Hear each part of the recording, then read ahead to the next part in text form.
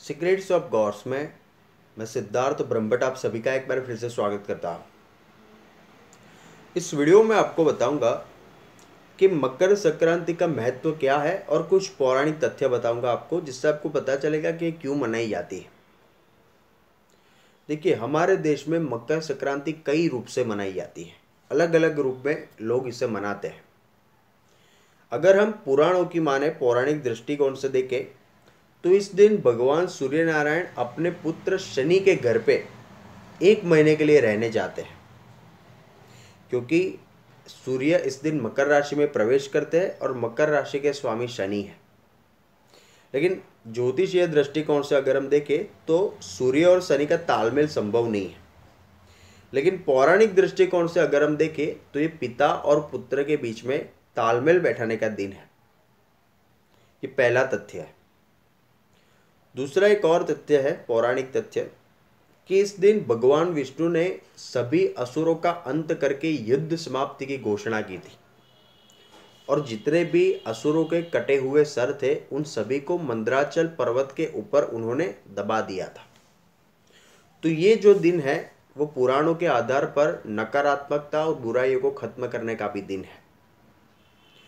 तीसरा तथ्य है कि इस दिन गंगा को धरती के ऊपर लाने वाले सूर्यवंशी महाराज भगीरथ ने अपने पितरों का तर्पण किया था, जिससे उनके पितरों को मोक्ष की प्राप्ति हुई थी।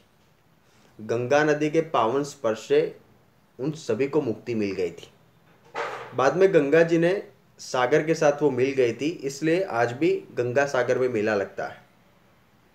तो ये महाराज भगीरथ ने जो किया था, जो गंगा को वो धरती के ऊपर लाए थे और बाद में उन्होंने गंगा जल, तिल, फिर चावल वगैरह चीज़ों का उपयोग करके उन्होंने तर्पण किया था और उनके पितरों को मोक्ष की प्राप्ति करवाई थी।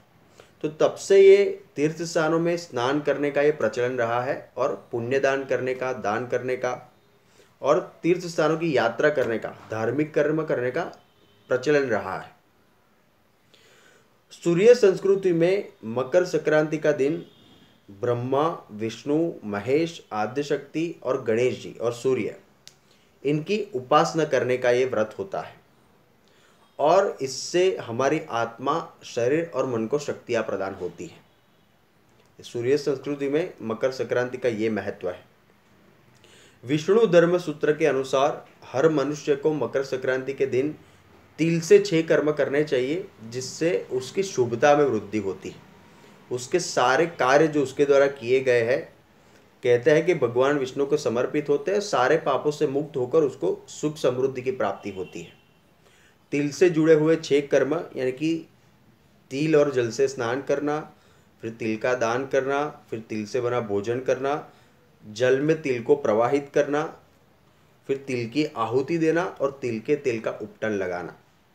ये कार्य अगर हम करते हैं विष्णु धर्म सूत्र के अनुसार, तो मनुष्य सुखी एवं समृद्ध हो जाता है, उसके पापों का अंत होता है। दूसरा एक महत्व भी है हमारे पुराणों के अनुसार कि जब सूर्य उत्तरायण जब हो जाता है तो उसके बाद सभी देवताओं का ब्रह्म मुहूर्त प्रारंभ होता है, यानी कि देवताओं की आराधना का काल, जिसे परा अपरा विद्या की प्राप्ति का भी काल कहा गया है। इसे सिद्ध काल भी कहा जाता है।